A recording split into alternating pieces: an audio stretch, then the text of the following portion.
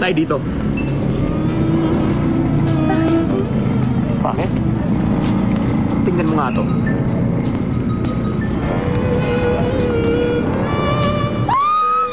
Nasa dyaryo na tayo! Ay, tingnan mo!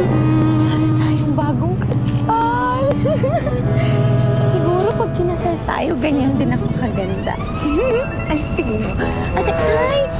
Aray! Nakakahiya ka. Ano ba sabihin ng inay ko? Yung mga barkada ko na pumapatol ako sa isang bakla?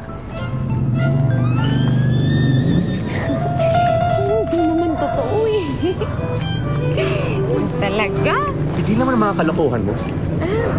Sa kagustuhan mong manalo, sa mga kalokohan ng mga nanay at mga kapatid mo, nakakasira ka ng reputasyon.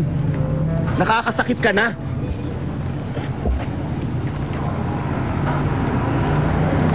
Eh, di ba yung importante lang naman yung mahal mo ko, tsaka mahal kita.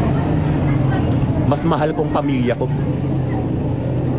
Paano pa kita ipapakilala sa nanay ko? Inakabalandar na yung mukha mo sa dyaryo. Ayan o, bilang isang gay beauty queen. Melanie, mag-isip-isip ka nga. Palibhasa. Ewan ko sa'yo.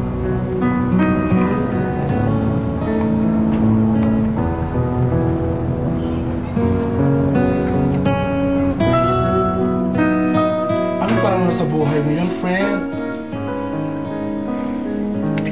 Basta alam ko na kailangan kong aminin na babae ako para hindi ako iwan ng tuluyan ni Teofilo. Precious. Siya ang pinakamahalagang lalaki sa buhay ko. Mahal ko siya. Mare, si Teofilo lang ang lalaki sa buhay mo. Eh, paano tatlong babae sa buhay mo? Yung tatlong beauty queens. Si Gloria, si Marge, si Gemma, Abel.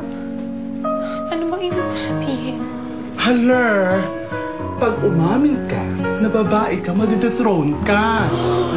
Pag dethrone ka, ito wala ng corona, wala ng sash, wala ng flowers, yung Thailand, ibang premyo, yung datong.